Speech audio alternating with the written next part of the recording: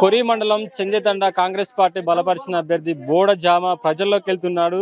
తమను గెలిపించాలని ఓటు అభ్యర్థిస్తున్నారు. జామ గారు చెప్పండి, మిమ్మల్ని గెలిపిస్తే మీ గ్రామాన్ని ఎలా అభివృద్ధి చేస్తారు? నాకు గెలిపిస్తే మా తండకు మంచి సేవ చేస్తాను. ఏం పనులు చేస్తారు? ఏం పనుల ఇక సైడ్ కాలువలు, మళ్ళీ ఊర్లో చెత్త లేకుండా, చెదర లేకుండా, మళ్ళీ గలీజ్ లేకుండా మొత్తం బాగా చేపిస్తాను. చెప్పండి, మీ జామ గెలుపు కోసం ఎలా కృషి చేస్తారు? ఏమేమి సమస్యలు గుర్తించారు సీనియర్ గా? మా చెందితండ గ్రామ పంచాయతీలో నిరుపేద కుటుంబాలకు ఇందిరమ్మ ఇల్లు అయితేంది, గ్రామ అభివృద్ధికి ఉందండి. మొత్తం రోడ్లు, నిధులు మొత్తం రేవంత్ రెడ్డి ప్రభుత్వంలో మేము అందరం కలిసికట్టుగా కృషి చేసి వారిని భారీ మెజార్టీతో 100 ఓట్ల మెజార్టీతో గెలిపించాలని తండ ప్రజలందరికీ మనవి చేస్తున్నాను. మీ అభ్యర్థికి ప్రత్యర్థికి తేడా ఏంటి ఇద్దరి మధ్యలో? మా అభ్యర్థికి ప్రభుత్వం రేవంత్ రెడ్డి గారు చేసిన రైతు బంధు ఏంది కానీ, రుణమాఫీ ఏంది కానీ, ఈ ఇందిరమ్మ ఇళ్ళు వారి సాయంతోనే మాకు రేషన్ కార్డుల వరకు గెలుస్తారు. సన్న బియ్యం. అవినాయక్ గారు, మీరు చెప్పండి, మీ అభ్యర్థి గెలుపు కోసం ఎలా కృషి చేస్తున్నారు? గ్రామానికి సంబంధించింది ఏమి సమస్యలు గుర్తించారు? ఎలా ముందుకెళ్ళబోతున్నారు?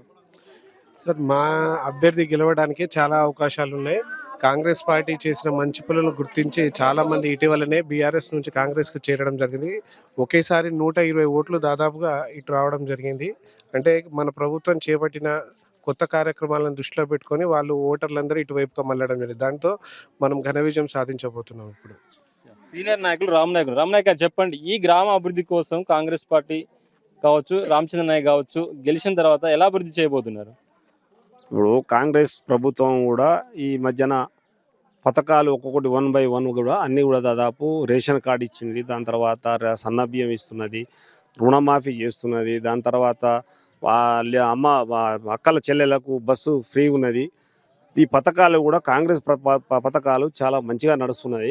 దాదాపు దీనికి జనం కూడా ఆకర్షణ అయ్యి దాదాపు టీఆర్ఎస్ నుంచి కూడా తండోపతండాలు కూడా దాదాపు కాంగ్రెస్ నుంచి కాంగ్రెస్లో కలుస్తున్నారు. కాంగ్రెస్ కూడా మంచి స్వీప్ వాతావరణం ఉంది. రేవంత్ రెడ్డి గారు చేసే పథకాలు చాలా బాగున్నాయి.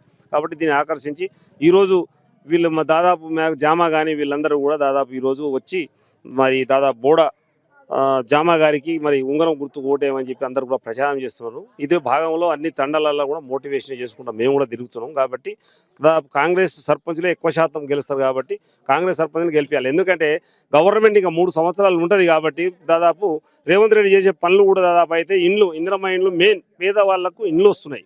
అది చాలా ఇంపార్టెంట్. ఎందుకంటే వాళ్ళ అకౌంట్లే పైసలు పడుతుంది, మధ్య దళాలు ఎవరు లేరు. చాలా మంచి పథకాలు ఉన్నాయి. కాబట్టి జనం కూడా ఆకర్షణతో ఎక్కువ శాతం కూడా కాంగ్రెస్కి ఆకట్టుకుంటారు. కాబట్టి కాంగ్రెస్ అభ్యర్థులే గెలుస్తున్నారు.